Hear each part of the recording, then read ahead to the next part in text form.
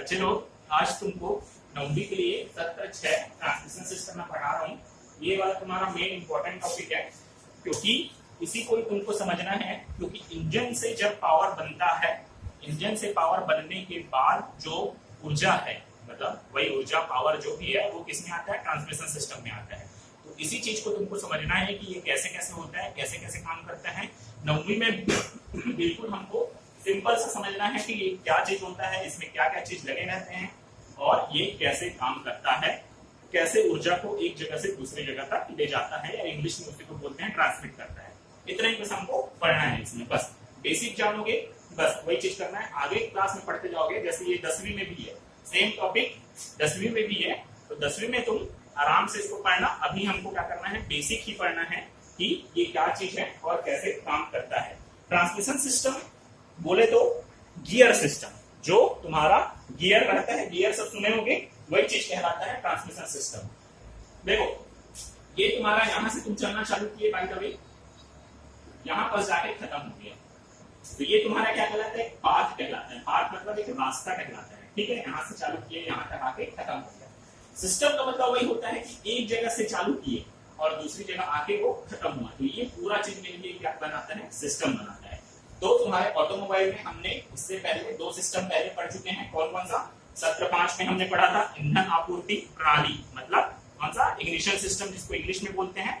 और सत्र 4 में हमने पढ़ा था क्या, कूलिंग सिस्टम। इसी के आगे और आते जाएगा lubrication system, transmission system, cooling system. उसके बाद आएगा आपका 1 मिनट, उसके बाद देखता हूँ क्या क्या चीजें हैं।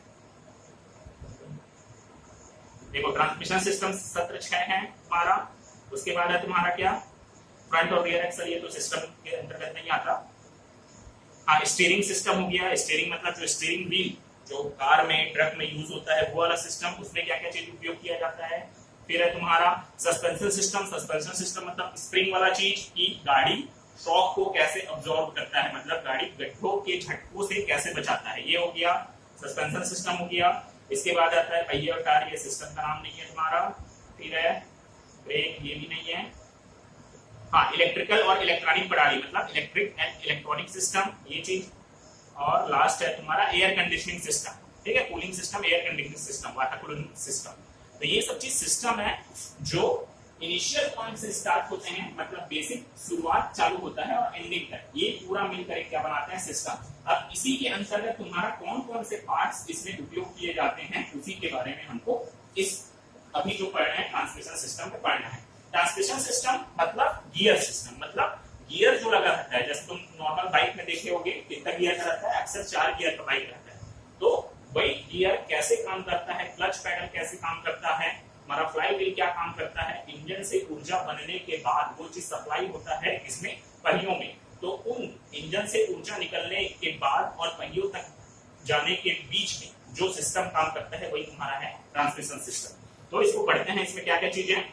बुक के हिसाब से ही तुमको पढ़ा रहा हूँ, क्योंकि इसमें थोड़ा सा कॉम्प्लिकेशन है, तुमको समझने में दिक्कत होगा। तो बुक में जैसा दिया है मैं वैसे ही तुमको पहले पढ़ रहा हूँ, लाइन बाई लाइन, और तुमको समझाते जा रहा हूँ क्या चीज है, कैसे चीज है, ठीक है। सत्र 6 ट्रांसमिशन सिस्टम। ट्रांसमिशन सिस्टम का उपयोग मोटर वाहनों में किया जाता है, जहां ट्रांसमिशन सिस्टम द्वारा पहियों को चलाने के लिए अंदरूनी कंबशन इंजन के आउटपुट की आपूर्ति की जाती है। पहले ही बताया, जो भी ऊर्जा पैदा होती है गाड़ी में वो कहां होती है, इंजन में होती है, और उस ऊर्जा को हम क्या करते हैं, ट्रांसमिट करते हैं। ट्रांसमिट मतलब ले जाना, कहां तक ले जाते हैं, गाड़ी के पहियों तक। इस कारण इस सिस्टम को क्या नाम दिया है, ट्रांसमिशन सिस्टम नाम दिया है। मतलब यह सिस्टम इंजन से निकलने वाली ऊर्जा को, जो कंबशन चेंबर मतलब जो सिलेंडर के अंदर, सिलेंडर को ही ये चीज ध्यान रखना, सिलेंडर को ही बोला जाता है कंबशन चेंबर। कंबशन मतलब जलना, चेंबर मतलब एक, मतलब पतेला मान के चलो कि एक पतेले में जब जलता है वही चीज कहलाता है कंबशन चेंबर, ठीक है।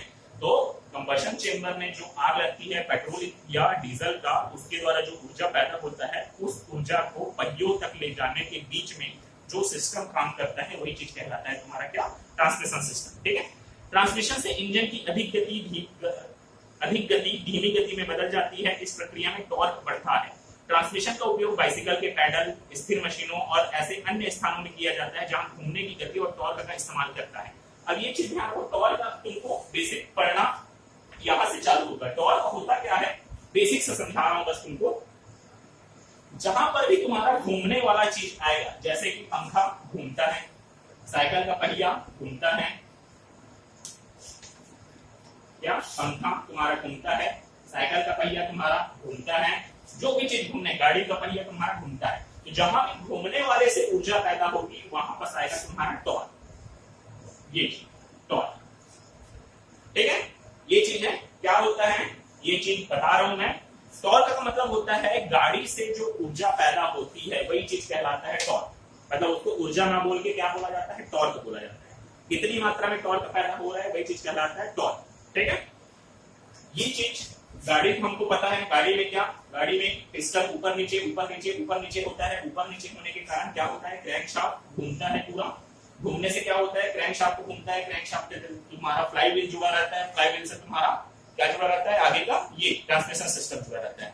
तो घूमने से जो क्या ऊर्जा पैदा होती है वही चीज कहलाता है तुम्हारा क्या, टॉर्क। ठीक है, तो हमको पता है इंजन बहुत स्पीड से काम करता है। जैसे मैंने तुमको पिछले क्लास में बता दिया था एक चीज आरपीएम के बारे में। आरपीएम मतलब होता है क्या, रिवॉल्यूशन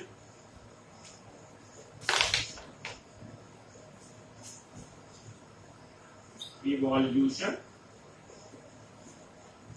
पर मिनट, रिवॉल्यूशन पर मिनट ये कहलाता है आरपीएम। मतलब गाड़ी का जो क्रैंक शाफ्ट है, जो मैं बताया था चित्र में तुमको, यहाँ पर नीचे क्रैंक शाफ्ट जुड़ा रहता है, वो कितनी तेज गति से घूम रहा है वही चीज कहलाता है तुम्हारा आरपीएम। ठीक है, ये बेसिक्स है, इतना ध्यान रखना। हर गाड़ी में तुमको पता है चक्का घूमेगा ही घूमेगा। मतलब चक्का घूम रहा है मतलब क्या घूम रहा है, तुम्हारा क्रैंक शाफ्ट घूम रहा है। क्रैंक शाफ्ट के ही द्वारा ये ट्रांसमिशन सिस्टम जुड़ा रहता है, ट्रांसमिशन सिस्टम के ही द्वारा तुम्हारा क्या जुड़ा रहता है, चक्का जुड़ा रहता है। तो वही चीज कहलाता है क्या, आरपीएम। ठीक है, तो ट्रांसमिशन का उपयोग बाइसिकल के पैडल, स्थिर मशीनों और ऐसे अन्य स्थानों में किया जाता है जहां घूमने की गति और टॉर्क का इस्तेमाल करना होता है। मतलब कि हमको पता है इंजन इतनी तेज, जैसे मैंने तुमको बताया था, लगभग आरपीएम 7000 से 8000 तक। मतलब एक मिनट में जो क्रैंकशाफ्ट है वो कितनी तेज गति से घूमता है। मतलब एक मिनट में 7000 बार चक्कर मारता है, सोच सकते हो इतना तेज। लेकिन तुम्हारी गाड़ी का पहिया उतना तेज तो घूमता नहीं है कि एक मिनट में 7000 बार घूम जाए। तो वही चीज को बैलेंस करने के लिए ट्रांसमिशन सिस्टम का उपयोग किया जाता है। मतलब ये जो 7000 चल रहा है, घूम रहा है, उसको पहिए तक आते आते बाय द वे हमको 500 गति करना है, मतलब 500 बार घुमाना है। उसी चीज के लिए किसका प्रयोग किया जाता है, ट्रांसमिशन सिस्टम का प्रयोग किया जाता है। एक चीज छूट गया था, टॉर्क। टॉर्क का सूत्र होता है बल गुणित तुम्हारा डिस्टेंस। डिस्टेंस को क्या बोलते हैं, दूरी। ये तुम्हारा होता है, बल को एफ से डिनोट करते हैं, इंग्लिश में फोर्स बोलते हैं, और दूरी मतलब डी। मतलब ये होता है एफ डी, और इसका एसआई यूनिट आगे पढ़ोगे ज्ञान में। एसआई यूनिट क्या होता है, न्यूटन मीटर। फोर्स का मतलब बल का तुम्हारा न्यूटन होता है, और डिस्टेंस का होता है तुम्हारा मीटर। इस कारण इसको किससे डिनोट किया जाता है, इसमें एसआई यूनिट मतलब इकाई जो होता है न्यूटन मीटर होता है।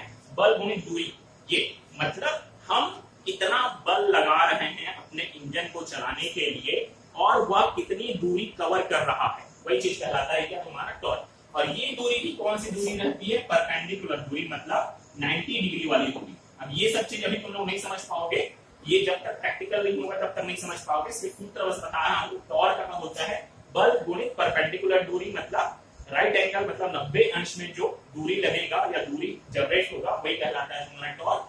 बल एफ से डिनोट करते हैं, दूरी को डी से डिनोट करते हैं, एफ डी। और एफ का जो इकाई रहता है वो न्यूटन रहता है, डी का इकाई रहता है मीटर, इस तरह न्यूटन मीटर। इतना बस ध्यान रखो, आगे कुछ जानने की जरूरत नहीं है।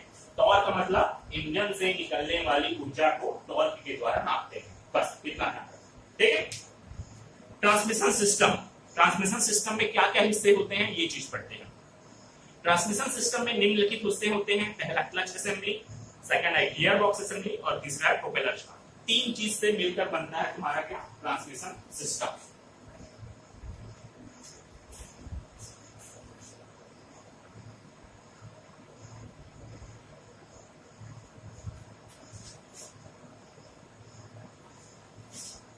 क्लच के बारे में खासकर लड़कियां नहीं जानती होगी, लेकिन लड़के लोग को सबको पता होगा जो गाड़ी चलाते हैं। क्लच का काम क्या होता है बता रहा हूं मैं। ये तीन मुख्य हिस्से होते हैं ट्रांसमिशन सिस्टम में।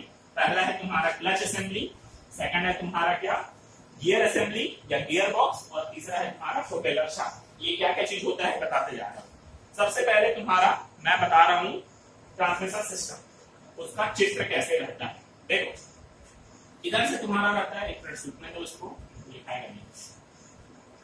ये रहता है तुम्हारा जो भी इंजन, बेसिक चित्र से बता रहा हूं, ठीक है। ये तुम्हारा रहता है इंजन, यहां से जुड़ा रहता है तुम्हारा क्या, सूखने दो एक मिनट।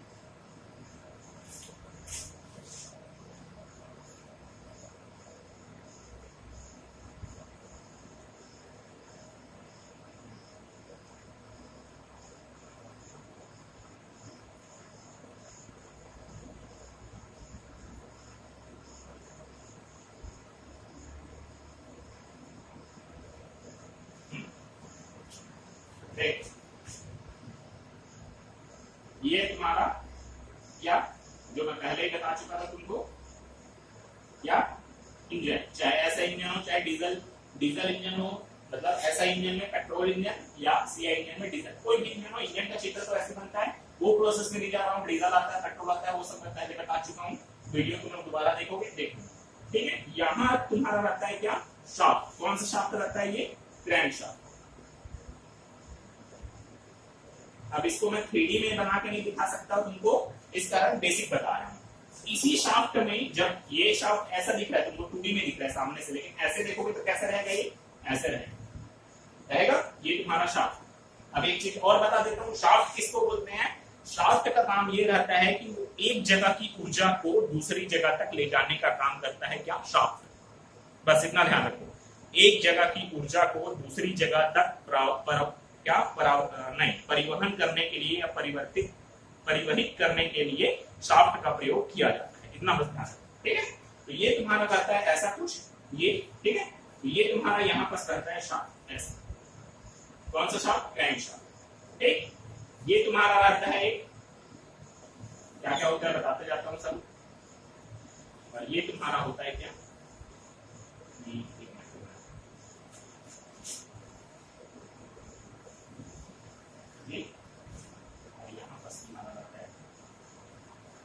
मतलब 3 शाफ्ट रहते हैं इसमें। पहला वाला क्या रहता है, क्रैंक शाफ्ट।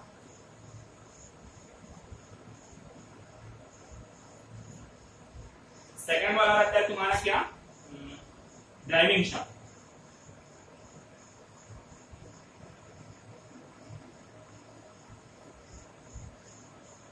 ये है तुम्हारा ड्रीवन शाफ्ट।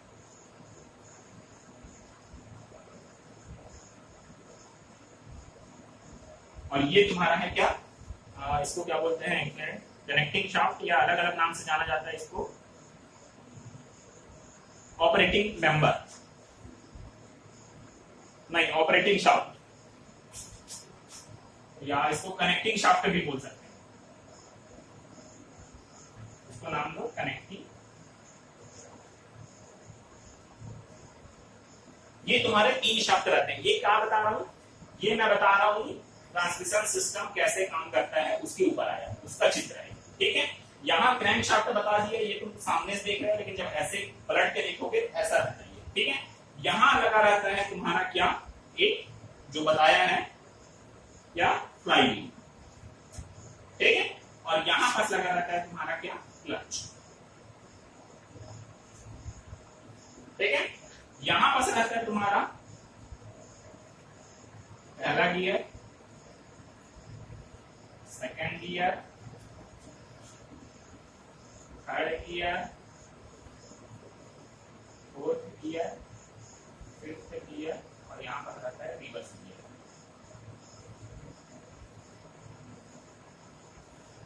ये गियर है। अब इसको ऐसा समझना कि ये कैसे है, ये गोला है, और ये जैसे कि तुम देखे हो किसमें देखे हो, गन्ने वाली मशीन में, जो गन्ने का जब रस निकाला जाता है तो उसमें जो मशीन उपयोग किया जाता है वो यही चीज है, वही कहलाता है तुम्हारा गियर, ठीक है। ये है तुम्हारा गियर, इसको बोलते हैं दाता, या इंग्लिश में बोलते हैं टीथ। तुम्हारे दांत को इंग्लिश में टीथ बोलते हैं ना, वही चीज, टीथ, दांत, ठीक है। इसका दांत, गियर का दांत, ठीक है। ये चीज मतलब ये चीज कहाँ फिट रहता है, यहाँ पर फिट रहता है। ये तो क्या तुम्हारा फ्लाईव्हील है, तो ये चीज में ऐसा नहीं रहेगा, फ्लाई व्हील, ये तुम्हारा ड्राइविंग शाफ्ट, ये तुम्हारा क्या है क्लच, ये तुम्हारा फर्स्ट गियर है, ये तुम्हारा सेकंड गियर है, ये तुम्हारा थर्ड गियर है, ये तुम्हारा फोर्थ गियर है, ये तुम्हारा फिफ्थ गियर है, और ये तुम्हारा क्या है रिवर्स गियर है।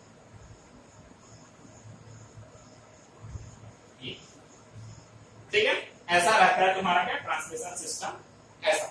ठीक है, तो देखो अब मैं कैसे काम करता है ये चीज समझा रहा हूँ, एक बार पूरा समझा देता हूँ, फिर पुस्तक में कैसा दिया है उसको बता दूंगा, हमारा कंप्लीट हो जाएगा। कैसे काम करता है देखो, ये तुम्हारा इंजन जब चालू करोगे, इंजन चालू करोगे, चाबी घुमाए, चाहे बाइक हो, चाहे कार हो, चाहे कुछ भी चीज हो, ठीक है, चाबी घुमाए, किक मारे तो क्या ये चालू हो जाएगा, कौन सा ये चीज।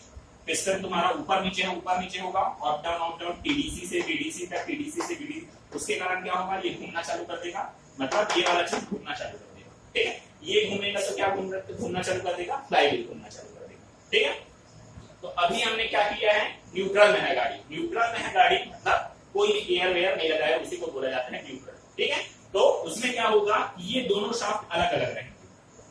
ठीक है, ये दोनों शाफ्ट क्या रहेंगे, अलग अलग रहेंगे। ये शाफ्ट क्रैंक शाफ्ट और ड्राइविंग शाफ्ट दोनों क्या रहेंगे, अलग अलग रहेंगे। ठीक है, एक मिनट, ठीक, दोनों अलग अलग रहेंगे। ठीक, अलग अलग रहेंगे, क्रैंक शाफ्ट हो गया ये। अब क्या होगा, न्यूट्रल में है गाड़ी, ठीक है, कोई गियर एंगेज नहीं हुआ है, मतलब ये और ये दोनों कभी कांटेक्ट में नहीं आए। ठीक है, अब होगा क्या, हमने क्लच दबाया, क्लच दबाया तो क्या होगा, ये क्लच दबाकर जब हम छोड़ना चालू करेंगे तो ये क्या करते रहेगा, इन दोनों को क्या करेगा, इंगेज करेगा।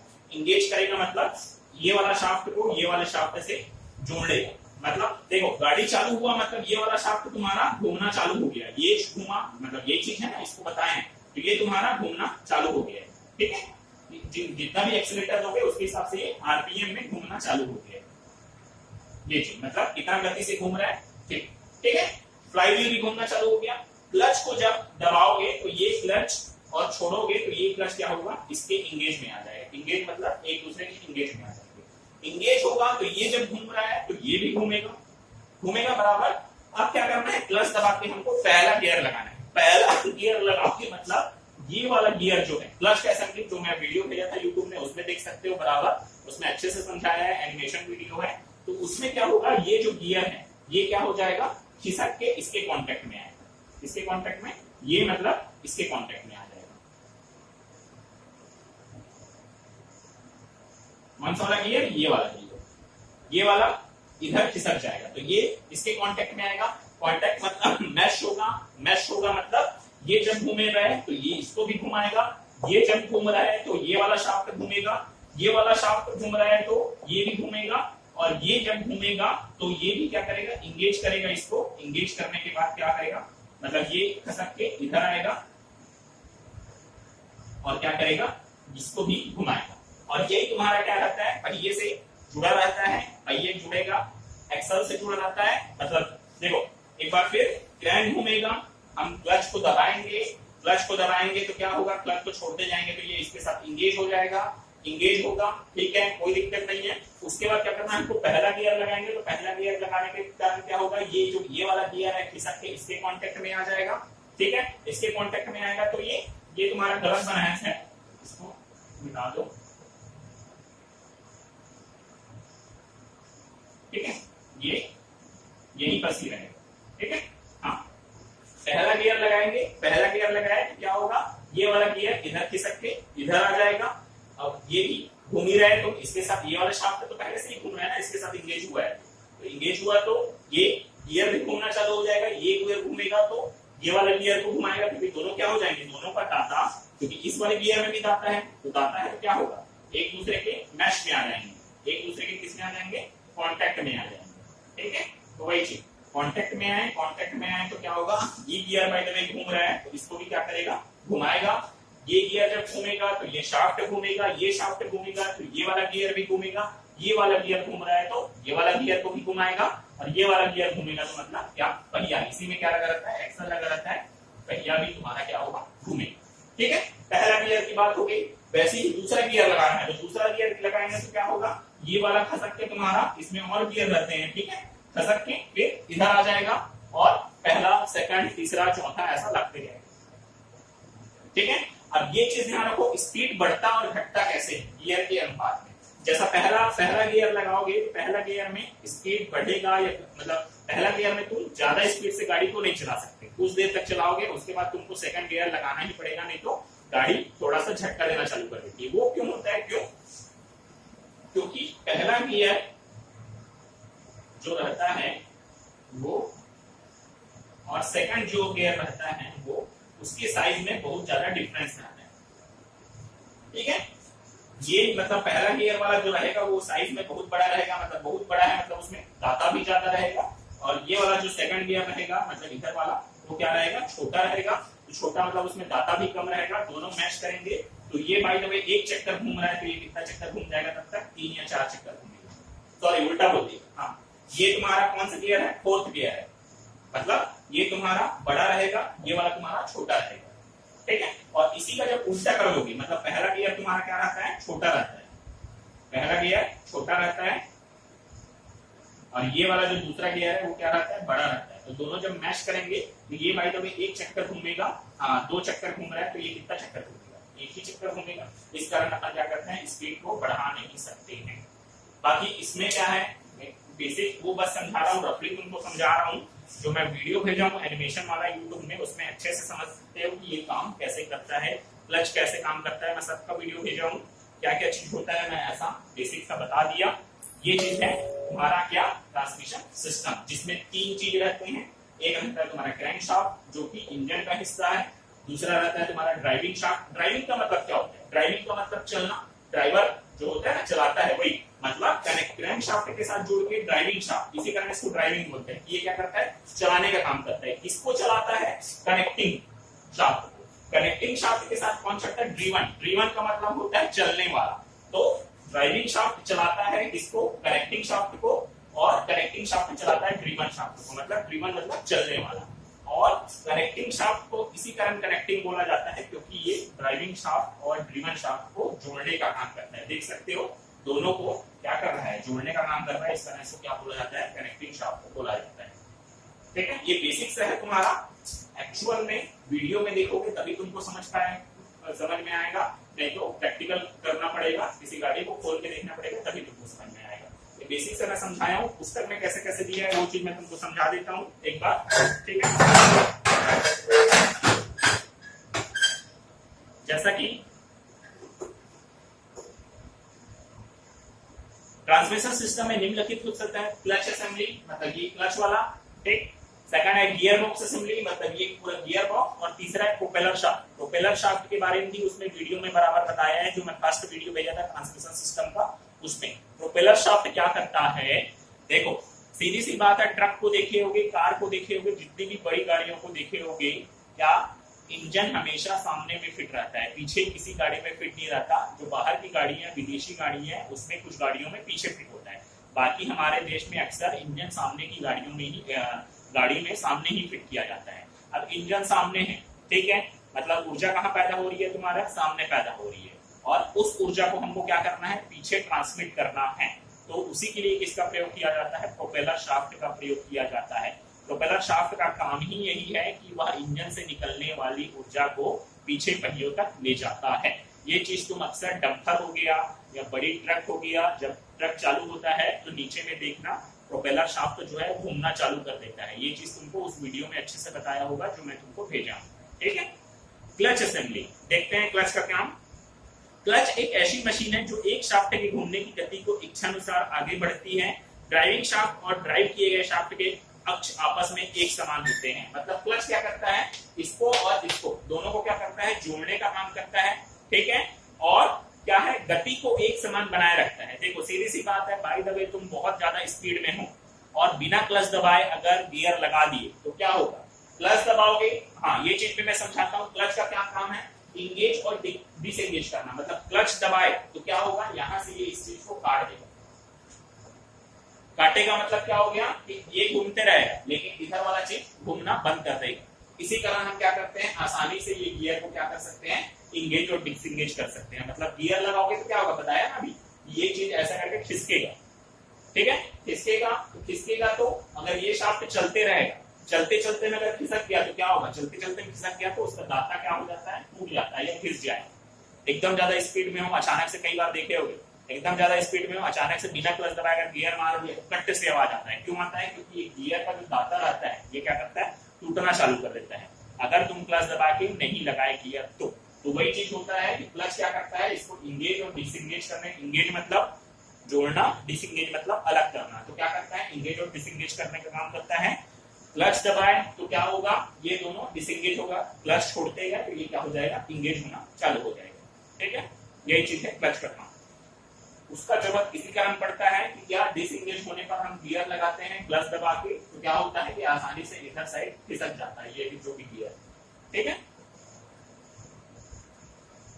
क्लच के कार्य, क्लच क्या क्या कार्य करता है, चित्र में तुम देखना, चित्र जो पुस्तक में भेजा हूं, क्लच के भी बहुत सारे हिस्से रहते हैं। मतलब एक क्लच प्लेट बस नहीं रहता, इसमें भी बहुत सारे हिस्से लगे रहते हैं, जो मैं उस वीडियो में, जो एक एनिमेशन वाला वीडियो भेजा हूं क्लच के कार्य, उसमें अच्छे से समझाया गया है तुमको, तो उसको तुम आराम से देख सकते हो, समझ सकते हो। ठीक है, क्लच के कार्य, इंजन के पावर को गियर बॉक्स से डिस्कनेक्ट करने की आवश्यकता निम्नलिखित परिस्थितियों में होती है।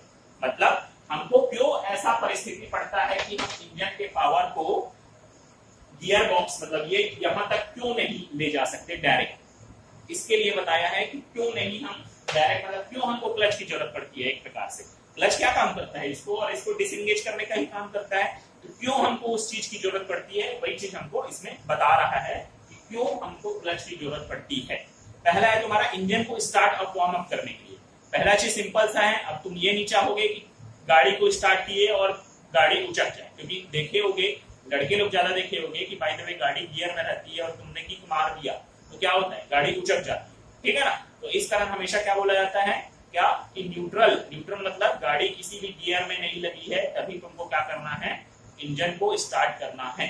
ठीक है, तो वही चीज है कि हमको पहले इंजन को स्टार्ट करना पड़ता है, चालू करना पड़ता है, वार्म अप मतलब थोड़ा गर्म होने देना पड़ता है। ठीक है, ठंडा रहेगा तो क्या करेगा, तो देखिए ठंडी के दिन में देखोगे गाड़ी से बूम बूम करके आवाज निकलना चालू होता है या गाड़ी से धुआं निकलना चालू होता है। क्यों, क्योंकि इंजन अच्छे से गर्म नहीं हुआ रहता और उसको क्या कर देते हैं, चलाना चालू कर देते हैं, इस कारण होता है वो चीज। तो इस कारण हमको क्लच की आवश्यकता इस कारण पड़ती है क्योंकि हमको क्या है, इंजन को थोड़ी देर स्टार्ट करके रखना पड़ता है और उसके बाद क्या, थोड़ा वार्म अप मतलब गर्म होने देना पड़ता है। ठीक है, सेकंड है, वाहन को खड़ी स्थिति से चलाने के लिए पहले और दूसरे गियर को लगाने में सहायता देना। सीधी सी बात है, अब देखो बिना क्लच दबाए अगर तुम गियर लगा दी, बिना क्लच दबाए गियर लगा दे तो क्या होगा, गाड़ी देखना अक्सर करके देख लेना ट्राई, अगर वो करना है तो बिना क्लच दबाए अगर गियर लगा दिए तो गाड़ी उचक जाएगी और उचकने के बाद बंद हो जाएगा, मतलब झटका से उचकेगा और अपने आप बंद हो जाएगा गाड़ी। क्यों, क्योंकि ये झटके के साथ क्या होगा, झटके के साथ एक जगह से दूसरे जगह ये क्या हो जाएगा, मैश हो जाएगा। तो मैश होगा तो क्या है, ये अपना ये घूमते रहेगा, सीधी सी बात है, और ये घूमते रहेगा और इसके साथ तुम इंगेज कर दिए तो क्या होगा, सीधी सी बात है, क्या झटका पड़ेगा। जैसे पंखा चल रहा है तुम्हारा, पंखा घूम रहा है, तुम अगर हाथ ले गए क्या छूटा, तुम्हारे हाथ कोई नुकसान है। ठीक है, तो वही चीज यहाँ पर भी होता है कि यहाँ पर क्या होता है, झटके के साथ ये अगर घूम रहा है और झटके के साथ हम उसको वो कर दिए, दोनों को इंगेज कर दिए तो ये टूटने का खतरा रहता है। इस कारण क्या, क्लच का काम यही है कि पहला और दूसरा गियर लगने तक, मतलब जो भी गियर तुम लगा रहे हो तो उसके लिए अगर तुमको गियर लगाना है तो पहले क्लच दबाना पड़ेगा। क्लच दबाने के लिए दबाओगे तो क्या होगा, यहाँ पर से ये डिसएंगेज हो जाएगा, अलग अलग हो जाएगा और क्या, फिर इसको आसानी से तुम सरका के लगा सकते हो। ठीक है, तीसरा है तुम्हारा आवश्यकता अनुसार गियर को बदलने में सहायता देना। अगर तुमको पहला गियर लगाना है, दूसरा गियर लगाना है, तीसरा गियर लगाना है, चौथा गियर, पांचवा गियर, जो भी गियर लगाना है, पहले ही बोल चुका हूँ कि क्लच का आवश्यकता हमको सीधी सी बात है गियर को बदलने के लिए ही उपयोग किया जाता है। क्लच के बारे में तुम और अच्छे से उस वीडियो में देख सकते हो कि कैसे काम करता है। अगला है ब्रेक लगाने के बाद वाहन को रोकने के लिए इंजन से ड्राइव डिस्कनेक्ट करना। वही चीज कि ड्राइव को डिस्कनेक्ट करना, ये तुम्हारा इंजन का पार्ट है क्रैंकशाफ्ट, तो इसको क्या कर देता है, डिस्कनेक्ट कर देते हैं, मतलब दोनों के जॉइंट को अलग कर देता है। कब, जब हमको क्या करना है, गाड़ी को रोकना है। ठीक है, रोकने के टाइम भी तुमको क्लच दबाना ही पड़ता है। क्लच दबाओगे, न्यूट्रल में लाओगे गाड़ी, न्यूट्रल मतलब बिना गियर में लाओगे, बिना गियर मतलब ये कोई भी गियर एक दूसरे से क्या है, कांटेक्ट में नहीं रहेंगे, मतलब सरके हुए रहेंगे, तभी तो तुम्हारी गाड़ी रुकेगी ना। अगर तुम गाड़ी चालू हालत में है तुम्हारा, या तो फिर गाड़ी को तुम डायरेक्ट बंद करो, गाड़ी को बंद करोगे तो ये वाला प्रोसेस जो बता रहा था पेट्रोल और डीजल वाला जो चीज है जलने वाला वो पूरा बंद हो जाएगा, वो बंद हुआ तो ये घूमना बंद कर देगा, ये घूमना बंद किया तो ये अपने आप घूमना बंद कर देगा, ये अपने आप घूमना बंद कर दिया तो ये बंद कर देगा, ये बंद कर देगा तो ये बंद कर देगा। लेकिन उसमें भी दिक्कत ये होता है कि अचानक से तुम गाड़ी बंद कर दोगे तो प्रॉब्लम वही आता है कि झटका ना लग के आपस टूट ना जाए, ठीक है। तो वही चीज के लिए प्रॉब्लम होता है कि ये पॉज कर दे।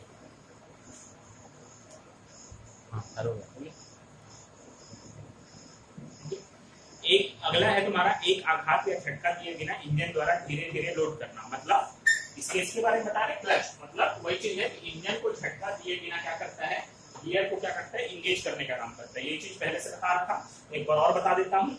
इंजन के पावर को गियर बॉक्स से डिस्कनेक्ट करने की आवश्यकता निम्नलिखित परिस्थितियों में होती है। मतलब इंजन के पावर को, मतलब ये वाले पावर को यहाँ तक डायरेक्ट ना खींच कर क्या करते हैं अपन, क्लच के द्वारा इंगेज और डिसएंगेज करवाते हैं। वो परिस्थिति क्यों होती है इसके बारे में इसमें बताया है। पहला, इंजन को स्टार्ट और वार्म अप करना पहले ही बता दिया हूँ कि इंजन पहले चालू करना पड़ता है, चालू करने के बाद थोड़ा गर्म होगा, गर्म होने के बाद क्या करेंगे, क्लच दबा के गियर लगाएंगे, तब आगे बढ़ेगा तो इंजन सही शॉट काम करेगा। अगर इंजन को तुरंत, अगर क्लच पोजीशन में ही इंजन, अगर गियर पोजीशन में ही चालू कर दिए तो क्या होगा, झटके के साथ बंद हो जाएगा। तो ऐसा नहीं करना चाहिए। दूसरा है, वाहन को खड़ी स्थिति से चलाने के लिए पहले और दूसरे गियर को लगाने में सहायता देना। पहला गियर, दूसरा गियर, ये चीज वही चीज, ठीक है। क्लच दबाए, क्लच दबाने के बाद गियर लगाए, गियर लगाने के बाद क्या करता है, इंगेज करता है। तीसरा है, आवश्यकता अनुसार गियर बदलने को सहायता देना। आवश्यकता अनुसार मतलब अक्सर देखे होंगे पहला गियर तुम्हारा गाड़ी को चालू कर, बाइक की स्थिति बता रहा हूँ, बाइक हो चाहे कार हो चाहे कुछ भी चीज हो, पहला गियर तुमको क्या करता है, गाड़ी को स्टार्ट करता है और रनिंग पोजीशन में लाता है, मतलब चलाने वाली पोजीशन में लाता है। सेकंड गियर क्या करता है, गाड़ी को लोडिंग स्थिति में लाता है, मतलब हमारे पास अगर लोड ज्यादा है या तो फिर रास्ता जो है एकदम गड्ढा वाला है तो क्या करेंगे हम, चाहे बाइक हो चाहे कार हो, ठीक है, सेकंड गियर लगा के आराम से छोड़ दो, गाड़ी आराम से चलते रहे। मतलब गड्ढे वाली, और अगर हमारे पास लोड है, गाड़ी में सामान बढ़ा है, ट्रक व्रक की बात नहीं कर रहा हूँ, कार या बाइक की बात कर रहा हूँ, तो सेकंड गियर में गाड़ी अच्छी चलती है।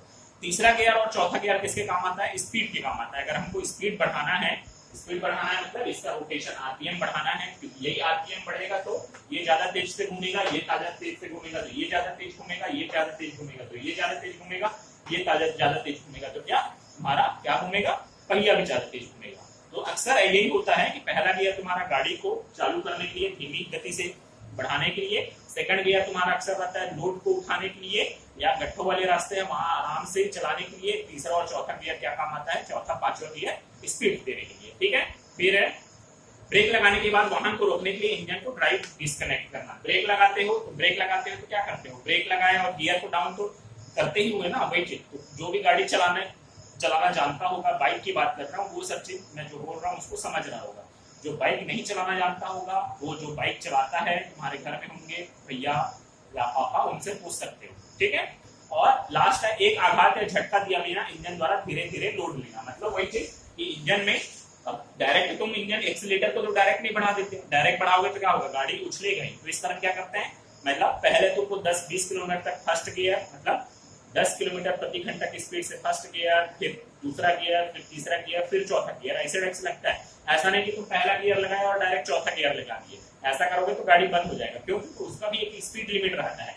ये अगर पहला गियर में है तो सीधी सी बात है, धीमे धीमे घूमेगा, लेकिन अगर यही चौथा गियर में है तो क्या बहुत तेजी से घूमेगा। तो चौथा गियर से तुम उतार तो सकते हो डायरेक्ट फर्स्ट गियर में, लेकिन चौथा गियर, पहला गियर से तुम डायरेक्ट चौथा गियर नहीं लगा सकते। बाइक की बात कर रहा हूँ, बाइक में क्या होता है, पहला गियर लगाओगे, फिर दूसरा गियर लगाओगे, फिर तीसरा गियर लगाओगे, फिर चौथा गियर लगाओगे, ऐसा चलता है बाइक में।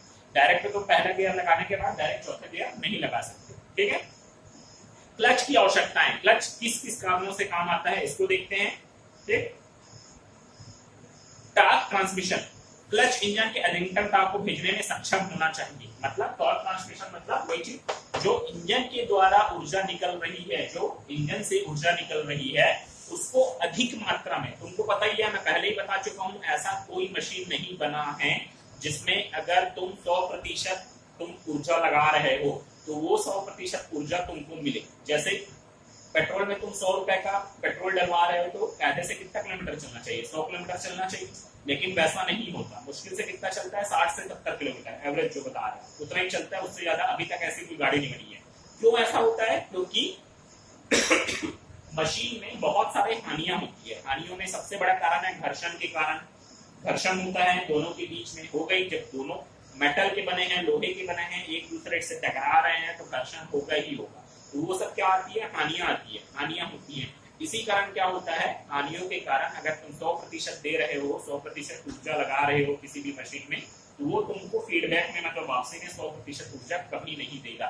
ऐसा कोई मशीन नहीं बनाया है जिसमें तुम 100% ऊर्जा दे रहे हो और तुमको 100% ऊर्जा वापस मिले, ऐसा कोई मशीन नहीं बनाया। ठीक है, तो क्लच को ऐसा होना चाहिए, क्लच को ऐसा होना चाहिए जो कम से कम हानि करके क्या यहाँ तक पहुंचा सके ऊर्जा को, इंजन से निकलने वाली ऊर्जा की कम से कम हानि करके यहाँ तक पहुंचा सके। ठीक है, जिसको बोलते हैं टॉर्क, तो ये बता चुका हूँ, टॉर्क यहाँ से निकलने वाली ऊर्जा और कम से कम हानि करके यहाँ तक पहुंचा सके। ट्रांसमिशन मतलब परिवहन। ठीक है, ग्रेजुअल इंगेजमेंट, क्लच धीरे धीरे एंगेज करना चाहिए ताकि अचानक झटका नहीं लगे। अब ये भी चीज ध्यान रखो, क्लच जो गाड़ी चलाता होगा वो भी ये चीज जानता होगा, क्लच को दबाने के लिए तो दबा दिए झटके से, लेकिन जब छोड़ते हैं तो धीरे धीरे करके छोड़ते हैं।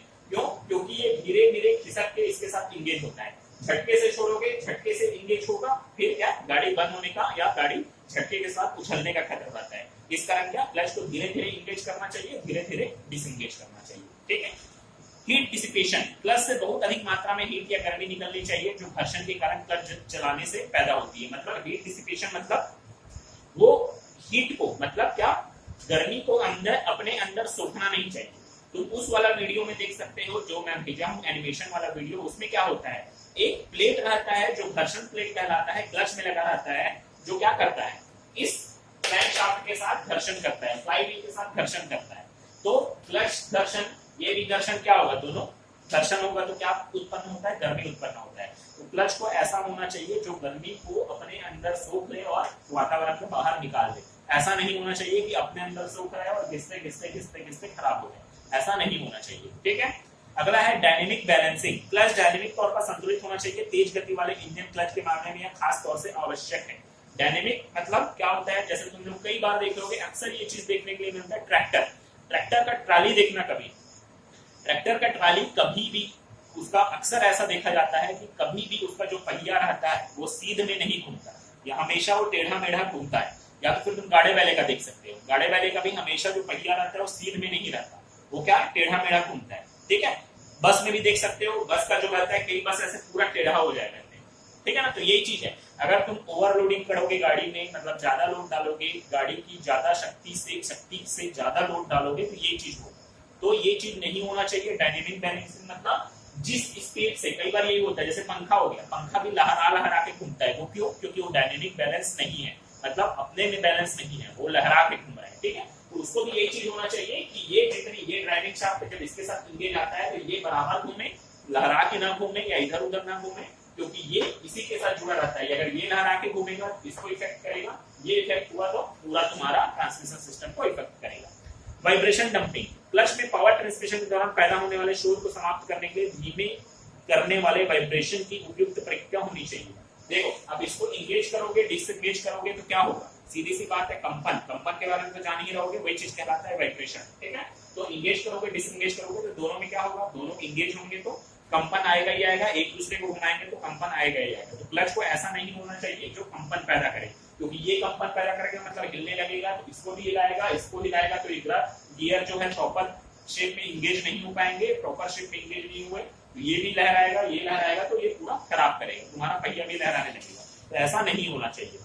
साइज, क्लच का साइज जितना छोटा संभव हो सके बनाना चाहिए ताकि यह कम से कम जगह ले। साइज मतलब वही क्या, छोटा होना चाहिए क्लच को हमेशा, और अच्छे से काम करने लायक होना चाहिए। फ्री पेडल प्ले, क्लच में फ्री पेडल प्ले होना चाहिए ताकि कार्बन थ्रस्ट बीयरिंग और इसकी टूट फूट पर पड़ने वाले प्रभावी लोगों को कम किया जा सके। फ्री पेडल प्ले उसमें जो वीडियो में है उसमें मैं बता चुका हूं, उसको अच्छे से देखना, उसमें बताया गया है कि ये चीज क्या होता है। ठीक है, चलाने में आसान, क्लच चलाने में आसान होना चाहिए और इसे चलाने में ड्राइवर में कम मेहनत पड़नी चाहिए। कई बार तुम लोग देखे होंगे गाड़ी का क्लच बहुत ज्यादा हार्ड हो जाता है, हार्ड मतलब दबाओगे तो भी नहीं दबता, तो ऐसा नहीं होना चाहिए ना। कई बार ये भी देखा गया है कि गाड़ी का क्लच एकदम लूज रहता है, मतलब दबाओ ना दबाओ पता ही नहीं चलता उसको। ठीक है ना, तो वैसा नहीं होना चाहिए, ना एकदम ज्यादा हार्ड होना चाहिए, ना एकदम ज्यादा लूज होना चाहिए, बराबर गति में काम करते रहना चाहिए। ठीक है, हल्कापन, क्लच के डीवन मेंबर जहां तक संभव हो हल्के होने चाहिए ताकि ये क्लच के अलग होने के बाद किसी भी समय पर घूमना जारी नहीं रखें। ठीक, मतलब क्लच को हल्का होना चाहिए, इसके जो मेंबर है उसको भी हल्का होना चाहिए, ताकि बराबर अगर नहीं घूमना है, क्योंकि देखो भारी सामान को अगर तुम घुमाओगे घुमाओगे घुमाओगे तो वो कुछ देर तक अपने आप घूमते रहेगा, लेकिन अगर हल्के सामान को घुमाओगे तो वो कुछ देर के बाद अपने आप बंद हो जाएगा। समझ रहे हो? मतलब जैसे कि तुम भौरा घुमाते हो, भौरा में क्या करते हो, घुमाए वो घूमते रहता है कितने मिनट तक, 1 मिनट तक, और उसी को अगर तुम भारी सामान को घुमाओगे तो भारी सामान थोड़ा अपने अंदर लोड लेके ज्यादा देर तक घूमेगा। तो वही चीज यहाँ भी होता है कि क्या आ रहा है, हमने डिसएंगेज कर दिया, उसके बाद भी अगर यदि घूम रहा है तो क्या मतलब का रह गया, इस कारण इसको क्या होना चाहिए, हल्का होना चाहिए क्लच को, ताकि जब इसको डिसएंगेज कर दिए तो बराबर ये रुक जाए, जल्दी रुक जाए। ठीक है, क्लच के मुख्य हिस्से क्या क्या होता है क्लच के मुख्य, पहला है ड्राइविंग चलाने वाले मेंबर, सेकंड है तुम्हारा ड्रिवन चलने वाले मेंबर, और तीसरा है ऑपरेटिंग मेंबर। पहला चलाने वाले मेंबर, ड्राइविंग मेंबर में इंजन क्रैंकशाफ्ट पर लगाया गया फ्लाईव्हील होता है, बता चुका हूं ये फ्लाईव्हील। फ्लाईव्हील को कवर करने के लिए बोल्ट से लगाया जाता है, जिसमें प्रेशर प्लेट या ड्राइविंग डिस्क, प्रेशर स्प्रिंग और रिलीजिंग का लेवर होते हैं। इस प्रकार फ्लाईव्हील की पूरी असेंबली और कवर हर समय घूमते हैं। क्लच हाउसिंग और कवर में क्लच चलाने के दौरान होने वाले घर्षण से उत्पन्न गर्मी बाहर निकालने की जगह होती है। ये चीज मैं ऐसे नहीं समझा सकता, एनिमेशन वीडियो में देखना, जो क्लच समझाया गया है उसमें तुमको हर चीज मिल जाएगा। ड्राइविंग मेंबर, फ्लाईव्हील, तुम्हारा क्या क्या, pressure plate, driving disc, pressure spring, जो स्प्रिंग दिखाया गया था देखना उसमें, रिलीजिंग लीवर, ये सब चीज तुमको उस वीडियो में देखने के लिए मिल जाएगा जो मैं भेजा था। इसी कारण मैं भेजा था कि वो पहले तुम चैप्टर को पढ़ना, पूरा चैप्टर को पढ़ने के बाद पूरा वीडियो को देखना, और वीडियो को देखने के बाद फिर मैं समझाऊंगा, तब तुमको थोड़ा सा समझ में आएगा। क्योंकि ये चीज ऐसा है कि इसको मैं लिख के नहीं समझा सकता, इसको तुमको प्रैक्टिकली देखना पड़ेगा या तो फिर वीडियो के द्वारा देखना पड़ेगा, तभी तुमको समझ में आएगा कि होता कैसे है। ठीक है, ड्रिवन चलने वाले मेंबर, ड्रिवन मेंबर में डिस्क या प्लेट होती है जिसे क्लच प्लेट कहते हैं। ये चीज ये नहीं बता रहा है ड्राइविंग शाफ्ट, ये मैं यहाँ किसकी बात कर रहा हूँ, शाफ्ट की बात कर रहा हूँ। अभी ये क्लच के ही हिस्से के बारे में बता रहा है कि कौन सा ड्राइविंग होता है, मतलब कौन सा चीज फ्लाईव्हील के साथ कनेक्ट रहता है, कौन सा चीज ये ड्राइविंग शाफ्ट के साथ कनेक्ट रहता है। ठीक है ना, इसके ये सब के बारे में अभी नहीं बता रहा है, इसको हम आगे पढ़ेंगे किसके रूप में, गियर बॉक्स के रूप में। ठीक है, ड्रिवन मेंबर में डिस्क या प्लेट होती है जिसे क्लच प्लेट कहते हैं। यह क्लच शाफ्ट प्राइमरी शाफ्ट के तख्ते पर लंबाई में फिसलने के लिए मुक्त होती है। इसकी दोनों सतह पर घर्षण सामग्री होती है। जब इसे फ्लाईव्हील और प्रेशर प्लेट के बीच पकड़ा जाता है तो क्लच शाफ्ट तख्ते के जरिए घूमता है। मतलब इसके क्लच के अंदर का चीज जो बता रहा है वही चीज मैं फिर से बोलूंगा, वीडियो को देखना, वीडियो में समझ में आ जाएगा। ऑपरेटिंग मेंबर में foot pedal, linkage, releasing bearing, release lever और स्प्रिंग होते हैं। फुट पैडल मतलब वही चीज, एक कार के बारे में बता रहा है कि जब कार में क्या रहता है, फुट से मतलब पैर से हम पैडल को दबाते हैं, चाहे ब्रेक हो, चाहे एक्सीलरेटर हो, चाहे क्लच हो, ब्रेक के द्वारा दबाया जाता है। ये सब चीज क्या कहलाता है, ऑपरेटिंग मेंबर कहलाता है। ठीक है, ये तुम्हारा क्लच के बारे में है। क्लच का वीडियो देखना, आराम से उसमें समझ में आ जाएगा। वीडियो को देखते जाना और अपने हिसाब से समझते जाना। चाहो तो तुम चित्र बना सकते हो और चाहो तो एक कॉपी में नोट कर सकते हो कि कैसे कैसे क्या क्या चीज होता है। ठीक है, अब आते हैं हमारा क्या, gear box transmission case assembly, मतलब मेन जो है गियर बॉक्स ये चीज है पूरा यहाँ से यहाँ। ठीक है, चित्र में देखना गियर बॉक्स कैसे रहता है, जो चीज मैं बताया हूँ वही चीज है पूरा। ठीक है, हमें गियर बॉक्स या ट्रांसमिशन सिस्टम में गियर के अलग अलग अनुपातों की जरूरत होती है। ये चीज अंडरलाइन करो, मैं तुमको बताऊंगा कि गियर अनुपात होता क्या है। अभी इसको पूरा कंप्लीट कर देता हूँ, फिर बताऊंगा गियर अनुपात होता क्या है। ताकि वाहन को अलग अलग गति में चलाया जा सके, वाहन को चलाना शुरू करते समय फ्लाईव्हील पर टॉर्क की अधिकतम उपलब्ध मात्रा के कारण वाहन को चलाने के लिए निचला गियर अनुपात चुना जाना चाहिए, जैसे कि मैंने तुमको यहाँ बताया। ठीक है, क्या बताया तुमको कि क्रैंक शाफ्ट जो है वो कहां से जाता है, मतलब इंजन की ऊर्जा किसको मिलती है, क्रैंक शाफ्ट को मिलती है। मतलब इंजन की सबसे ज्यादा ऊर्जा कहां पर रहती है, क्रैंक शाफ्ट। मतलब 70% ऊर्जा कौन देता है, क्रैंक शाफ्ट। मतलब मैं तुमको पहले ही बता चुका हूँ, गाड़ी में जो भी चीज चलता है किसके द्वारा चलता है, क्रैंक शाफ्ट के द्वारा चलता है। मतलब जितना भी गाड़ी में ऊर्जा रहती है इंजन के द्वारा वो किसमें आती है, पूरा क्रैंक शाफ्ट में आती है। तो सीधी सी बात है, क्रैंक शाफ्ट में आया तो सबसे तेज कौन घूमेगा, क्रैंक शाफ्ट ही घूमेगा, क्रैंक शाफ्ट घूमेगा। अब ये घूम रहे हैं एकदम तेजी से। ठीक है, और जब हम इसको इंगेज करेंगे, इंगेज करने पर क्या करेगा, इसको भी एकदम तेजी से घुमाएगा। जबकि मैं अभी जस्ट तुमको इससे 5 मिनट पहले बताया था कि पहले गियर में हमको तेज गति से मतलब नहीं रहता है। पहले गियर में हमको क्या करना पड़ता है, धीमी गति से गाड़ी को उठाना पड़ता है, मतलब चलाना पड़ता है। गियर लगाओगे, पहला गियर धीमी गति से उठेगा, तब तुम दूसरा गियर लगाओगे, तीसरा गियर लगाओगे, चौथा गियर लगाओगे, पांचवा गियर लगाओगे, छठवा गियर लगाओगे, जितना भी गियर लगा लो। पहला गियर तुमको क्या करता है, गाड़ी को धीमी गति से चलाने के लिए, मतलब गाड़ी को रनिंग में लाने के लिए, गति देने के लिए बस उपयोग किया जाता है। तो ये गियर अनुपात कैसे होना चाहिए, यहाँ पर कम होना चाहिए। गियर अनुपात के बारे में बताऊंगा क्या होता है ये चीज, ठीक है। जैसे जैसे इंजन की गति बढ़ती है, फ्लाई व्हील में टॉर्क की मात्रा कम होती जाती है और इसके लिए उच्च गियर अनुपात चुनने की जरूरत होती है। मतलब जैसे जैसे इंजन की गति बढ़ते जाती है, मतलब इसकी गति बढ़ते जाती है, वैसे वैसे क्या second gear, third gear, fourth gear, fifth gear किसके लिए उपयोग किया जाता है, इसके लिए वाहन को तेज गति देने के लिए। तो अगर हमको सीधी सी बात है, यदि हमको वाहन को धीमी गति में चलाना है तो गियर अनुपात क्या होना चाहिए, कम होना चाहिए। और यदि हमको गाड़ी को, वाहन को तेज गति से चलाना है तो गियर अनुपात भी क्या होना चाहिए, ज्यादा होना चाहिए। अब आता हूं मैं गियर अनुपात। गियर अनुपात एक्चुअली में होता क्या है ये चीज बताने के लिए, ठीक है। तुमने देखा होगा क्या चीज, वो मशीन देखना, गन्ने वाली मशीन देखना। अभी कई जगह गन्ना का रस या आम का रस या जिसका भी रस, अब आम के रस में तो क्या हम लोग जूकर से वो करते हैं। गन्ने वाली मशीन को देखना, उसमें तुम्हारे को देखने के मिल जाएगा गियर, ठीक है। गियर अनुपात का मतलब ये होता है कि बाय द वे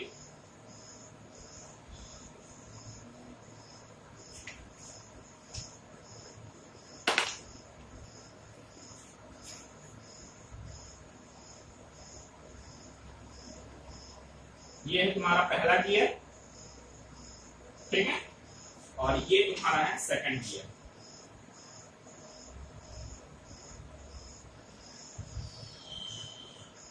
ठीक है, गियर में क्या लगा रहेगा, पहले बताया हो दाता,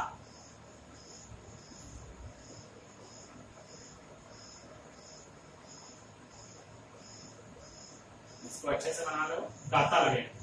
दाता मतलब टी, TEETH, टी। सेकंड वाला भी गियर है तो इसमें भी क्या लगा रहेगा, दाता।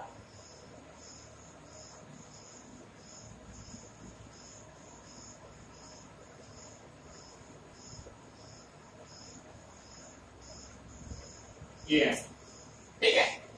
जो एक गियर रहेगा, दोनों में से कोई भी गियर रहे, ठीक है, वो गियर किससे जुड़े रहेगा, मोटर से जुड़े रहेगा। मोटर समझ रहे हो, जो मोटर का उपयोग देखे ही होगे हमेशा, वो उससे जुड़ा रहेगा। मोटर जब घूमेगा, ये मैं किसकी बात कर रहा हूँ, गन्ने वाली मशीन की बात कर रहा हूँ।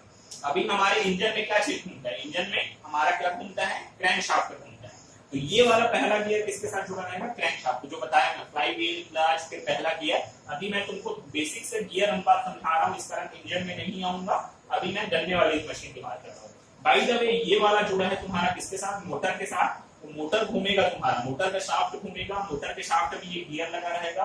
तो मोटर घूमेगा तो ये वाला भी घूमेगा गियर, और ये जब घूम रहा है तो इसका दाता एक दूसरे से कांटेक्ट में रहेंगे, तो कांटेक्ट में रहेंगे तो क्या करेगा, इसको भी ये क्या करेगा, घुमाएगा। अब ये चीज ध्यान रखना, इसका भी नेमिंग होता है, मतलब नाम दिया जाता है। जहां पर भी दो गियर उपयोग किए जा रहे हैं तो जो छोटा गियर रहेगा वो कहलाता है तुम्हारा पिनियन, पिनियन, पिनियन। और जो बड़ा गियर रहेगा वो तुम्हारा कहलाएगा गियर।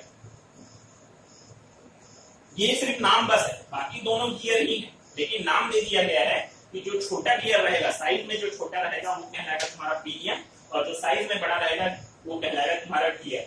अब ये चीज को ध्यान रखो, हमेशा जहां पर भी तुम देख लो, जहां हमको पावर ट्रांसमिट करना रहता है, मतलब स्पीड बढ़ाना और घटाना रहता है, वहां पर एक गियर हमेशा बड़ा रहेगा, सेकंड गियर हमेशा छोटा रहेगा। यदि हमको कांस्टेंट स्पीड से चलना है, मतलब यदि हमको फिक्स कर दिया गया है कि 100 आरपीएम से ही चलना है, तो 100 आरपीएम से ही चलना है, फिक्स है जहां पर, वहां पर क्या रहेगा, दोनों गियर का साइज सेम रहेगा, दोनों गियर में क्या रहेगा, दाता भी सेम रहेगा। ये चीज ध्यान रखना हमेशा। लेकिन हमारे बाइक में ऐसा होता है क्या, या गन्ने वाली मशीन में ऐसा होता है क्या? गन्ने वाली मशीन को भी ऑपरेट किया जाता है, तुम लोग उस चीज को नहीं देखे होंगे। उसमें क्या होता है, मोटर की शक्ति हम अलग अलग फिट करेंगे, उसके हिसाब से अलग अलग के हिसाब से ये अपने स्पीड में घूमेगा। और ये बड़ा है तो ये यदि 2 बार घूम रहे हैं तो इसको कितनी बार घुमाएगा, 4 बार घुमाएगा। अंदाजे से बता रहा हूँ, ये फिक्स नहीं रहता। क्यों? क्योंकि सीधी सी बात है, बड़ा गियर है तो इसको एक चक्कर पूरे करने में ज्यादा टाइम लगेगा। ये छोटा गियर है तो इसको इसी एक चक्कर करने में ये जितनी बार घुमा देगा, इसको 2 बार घुमा देगा। तो ये अगर ज्यादा बार घूम रहा है तो सीधी सी बात है, ज्यादा बार घूम रहा है तो क्या पावर हमको, मतलब जो पहिया है वो क्या ज्यादा भी तेज घूमेगा। तो ये कहलाता है तुम्हारा क्या, गियर अनुपात। गियर अनुपात का एक्चुअल मीनिंग होता है, बाय द वे इसमें 25 टीथ हैं और इसमें कितना टीथ है, छोटा गियर है तो कितना होगा, बाय द वे हम मान के चलते हैं 15 टीथ है, तो 25/15 या 15/25 ये कहलाता है तुम्हारा क्या, गियर अनुपात। 25 किसमें है, गियर में है और वो पिनियन में, या P/G दोनों में से कुछ भी ले सकते हो, यही कहलाता है गियर अनुपात। समझ में आया, मतलब कि इस वाले गियर में कितना दाता है, मतलब कितना टीथ है, और इस वाले गियर में कितना टीथ है, दोनों का अनुपात निकाल दोगे, वही कहलाता है तुम्हारा गियर अनुपात। अब उसको या तो फिर तुम पिनियन वाले को ऊपर रख सकते हो या तो फिर तुम गियर वाले को ऊपर रख सकते हो, उसमें कोई दिक्कत नहीं है। बाय द वे इसको डिवाइड करोगे तो कितना आएगा, 15, कितना, 5 से 5 पंचे 5 दिया, मतलब 5/3 मतलब 1.666 ऐसा कुछ आएगा। इसको डिवाइड करोगे तो कितना आएगा, 0.06 आएगा। ठीक है, अब ये चीज है कि हमेशा ये भी चीज ध्यान रखना। अब यहाँ पर मैं बता दिया कि दोनों में से कुछ भी कर सकते हो, क्यों, इसको क्यों बता रहा हूं, क्योंकि हम चाहे तो ये जो मोटर लगा है, इसको मोटर को किधर रख सकते हैं, इधर भी रख सकते हैं। मतलब क्या, इसी को उल्टा कर दिए कि ये मोटर जो है वो पिनियन में लग गया, मतलब पिनियन घूम रहा है, पिनियन घूमने के बाद किसको घुमा रहा है, गियर को घुमा रहा है, तो उसमें कौन सा वाला आएगा, ये वाला चीज आएगा, और अभी वाला जो कंडीशन बता रहा हूं उसमें ये वाला चीज आएगा। मतलब इस गियर कॉम्बिनेशन का या इस गियर सिस्टम का गियर रेशियो या क्या गियर अनुपात क्या होगा, 1.66। आया समझ में क्या बोल रहा हूं, गियर अनुपात का मतलब यही होता है कि पहले गियर में मतलब जो चल रहा है, जिसके द्वारा मोटर के द्वारा जो फिट है, उसका कितना दाता है उस गियर में, और सेकंड वाले जो जिसको वो घुमा रहा है, छोटा रहे बड़ा रहे उससे मतलब नहीं है, जिसको घुमा रहा है उसमें कितना दाता है, दोनों का रेशियो, दोनों का अनुपात क्या कहलाता है, गियर अनुपात या गियर रेशियो। एग्जांपल के तौर पर बाय द वे इसमें 50 गियर है और इसमें कितना 30 गियर है, तो इसका गियर रेशियो हो जाएगा 5/50/30, ये कटा तो 1.667, यही होगा, ये है तुम्हारा गियर अनुपात। तो वही चीज बोला जा रहा है, क्या बोला जा रहा है, हमें गियर बॉक्स या ट्रांसमिशन सिस्टम में गियर के अलग अलग अनुपातों की जरूरत होती है ताकि वाहन को अलग अलग गति में चलाया जा सके। वही चीज हम जब गियर सिस्टम बनाते हैं या गियर मैकेनिज्म बताते हैं, जो बताया था, ड्राइविंग शाफ्ट होता है, ड्रिवन शाफ्ट होता है, कनेक्टिंग शाफ्ट होता है, वो सब चीज में एक ही साइज का गियर कभी नहीं लगाते। मतलब एक ही साइज का गियर लगाओगे, इसमें 50 जाता है, इसमें भी 50 जाता है, तो क्या होगा, सेम ही स्पीड से घूमते रहे, स्पीड को हम बढ़ा नहीं पाएंगे या घटा नहीं पाएंगे। इस कारण हमेशा एक गियर को छोटा, दूसरे गियर को बड़ा, तीसरे गियर को छोटा, चौथे गियर को बड़ा, अपने हिसाब से कॉम्बिनेशन दिया जाता है ताकि हम स्पीड को, गति को क्या कर सके, बढ़ा या घटा सके। यदि कांस्टेंट करना है तुमको स्पीड, जैसे कई मशीन में होता है, तो उसमें एकदम कांस्टेंट हमको 100 आरपीएम के साथ घुमाना है, तो उसमें क्या किया जाता है, यही सिस्टम कि दोनों गियर की साइज को क्या कर दिया जाता है, सेम कर दिया जाता है। इसमें 50 आता है तो इसमें भी 50 आता होगा, मतलब 1/1, मतलब इसका गियर अनुपात कितना हो जाएगा, 1। मतलब स्पीड भी बढ़ाओगे तो ये कितना स्पीड से घूमेगा, उतना ही ये स्पीड से घूमेगा। साइज से तुम समझ सकते हो, ये अगर 2 बार घूमेगा तो ये कितनी बार घूमेगा, 4, क्योंकि ये बड़ा है तुम्हारा, ये छोटा है, ये बड़ा है तो क्या ये जल्दी घूम जाएगा, तो इसको जब 2 चक्कर लगाने में इसको 4 चक्कर लग जाएगा। इसी कारण स्पीड बढ़ता या घटता है। वैसे उल्टा करके देख लो, अगर ये तुम्हारा 4 बार घूमेगा तो 2 बार घूम रहा है, मोटर को हम इधर फिट कर दिए। यदि हमको क्या करना है, ये कौन से गियर में है, जब हमको क्या पावर हम ज्यादा दे रहे हैं, पावर कम दे रहे हैं और ज्यादा स्पीड चाहिए तब। और कई में क्या रहता है, बड़े मशीन हो गए, बड़े जैसे रोड लोडर हो गया या बड़े डंपर हो गया, उसमें क्या किया जाता है, उसमें हमको स्पीड से मतलब नहीं रहता, उसमें टॉर्क ज्यादा लगता है, तो क्या किया जाता है, इसको उल्टा कर दिया जाता है।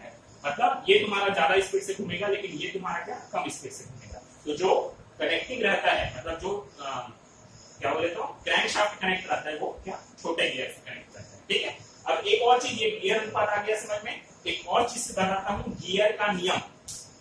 ठीक है, गियर का नियम क्या होता है, ये होता है तुम्हारा N1/N2 बराबर T2/T1। अब ये चीज क्या होता है, गियर नियम या गियर का नियम या ट्रांसमिशन नियम, the rule of gear box, gear या जो भी बोलो। ठीक है, ये चीज क्या होता है तुम्हारा, ये होता है कि N का मतलब होता है तुम्हारा रिवोल्यूशन या रोटेशन, जो भी बोलो। मतलब ये गियर कितने तेजी से घूम रहा है और ये गियर कितने तेजी से घूम रहा है। वैसे इस गियर में कितने दाता है और इस गियर में कितने दाता है, बस इतना ध्यान रखना। यदि ये N1/N2 है तो ये T2/T1 हो जाएगा, और यदि ये T1/T2 है तो ये हो जाएगा N2/N1। मतलब यहाँ N तो यहाँ नीचे में आएगा, और यहाँ T2 2 है तो यहाँ 2 आएगा। ये तुम्हारा कहलाता है क्या, gear ratio. By the way अब यहाँ अपन निकाल के देख रहे हैं एग्जांपल के तौर पर, ये कितनी बार घूम रहा है। पहला वाला गियर 2 बार घूम रहा है, तो दूसरी वाला कितना बार घूम रहा है, 4। तो 2/4 बराबर पहले दूसरे वाले में कितना है 30 गियर बटे 50, कितना होगा 1010 करो, 2 एकम 2 दूनी, तो 1/2 बराबर 3/5। तो ये चीज हमेशा जब एक चीज नहीं दिया रहता तब, ये हमारे उसमें नहीं है, आगे पढ़ोगे तो आगे आएगा। बाय द वे हमको इसको नहीं दिया है, इसका मान x दे दिया है, तो हमको बाय द वे निकालना है इसका मान, तो यहाँ पास क्या रख दोगे, x रख दोगे और x बराबर पक्षांतर करके निकाल सकते हो। तो ये क्या कहलाता है, गियर का नियम, ये वाला जो चीज बताया हूँ ये, ठीक है। तो गियर अनुपात मतलब यही चीज होता है कि ये वाले में कितना टीक है और ये वाले में कितना टीक है, दोनों का अनुपात। या तो फिर ये भी बोल सकते हो ये कितना स्पीड से घूम रहा है बटे ये कितना स्पीड से घूम रहा है, दोनों का अनुपात। दोनों चीज को तुम क्या बोलते हो, गियर अनुपात बोला जाता है। ये चीज क्लियर हो गया। तो हमको जब गाड़ी को स्टार्ट करते हैं और गाड़ी को गति देते हैं उस टाइम क्या रहता है, गियर अनुपात को क्या रहना चाहिए, कम रहना चाहिए। और यदि गाड़ी को हम भगा रहे हैं, एकदम स्पीड से भगा रहे हैं, तो क्या होना चाहिए, गियर अनुपात क्या होना चाहिए, ज्यादा होना चाहिए। ज्यादा अनुपात होगा तभी गाड़ी को तुम स्पीड से भगा पाओगे, और कम अनुपात होगा तभी तुम गाड़ी को क्या कर पाओगे, धीमा गति कर पाओगे। तो यही चीज है गियर अनुपात, ठीक है। मतलब इसमें कितना दाता है बटे इसमें कितना दाता है, या ये कितना स्पीड से घूम रहा है बटे ये कितना स्पीड से घूम रहा है। और दोनों को जब चेंज करके N1/N2 मतलब पहला गियर कितने स्पीड से घूम रहा है बटे दूसरा गियर कितनी स्पीड से घूम रहा है, दूसरा गियर में कितना दाता है बटे पहला गियर, दोनों को बराबर कर दोगे तो ये कहलाता है गियर का नियम, ठीक है। अब बताता हूँ गियर के कार्य कौन कौन से कार्य होते हैं। तो पहला है गियर बॉक्स का मुख्य प्रयोजन इंजन और सड़क पर चलने वाली पहियों के बीच लीवरेज या टार्क अनुपात को आवश्यकता अनुसार बदलने का साधन प्रयास करता है। ये जो चीज बताया, स्पीड हमको बढ़ाना है तो क्या, टॉर्क अनुपात मतलब भाई गियर अनुपात को क्या करते हैं, कंट्रोल करना पड़ता है। क्योंकि हमको गाड़ी एक स्पीड से हम गाड़ी नहीं चला सकते, कभी हमको ज्यादा स्पीड की जरूरत पड़ती है, कभी कम स्पीड की जरूरत पड़ती है। तो उसी के लिए हमको क्या की जरूरत पड़ती है, गियर बॉक्स की जरूरत पड़ती है, ताकि हम अपने जरूरत के अनुसार स्पीड को कंट्रोल कर सकें, ठीक है। सेकंड है तुम्हारा ट्रांसमिशन से भी न्यूट्रल पोजीशन मिलती है, ताकि इंजन और सड़क पर चलने वाले पहिए आपस में अलग हो सके, चाहे क्लच इंगेज पोजीशन में हो। अब ये चीज बताया था, देखो सीधी सी बात है, गाड़ी तुम चालू करोगे, गाड़ी किसमें रहता है, न्यूट्रल में रहता है। तो न्यूट्रल में रहता है तो क्लच पोजीशन अगर उसका एंगेज भी रहा, डिसएंगेज रहा, उससे मतलब नहीं है। क्यों, क्योंकि गाड़ी चालू हुआ मतलब क्या, क्रैंक शाफ्ट तुम्हारा घूमना चालू कर देता है। क्रैंक शाफ्ट घूमा मतलब क्या, ड्राइविंग बताया था, ड्राइविंग शाफ्ट घूमना चालू कर देता है। ड्राइविंग शाफ्ट घूम रहा है लेकिन इधर साइड क्या है, ये गियर इसके कांटेक्ट में नहीं आया है।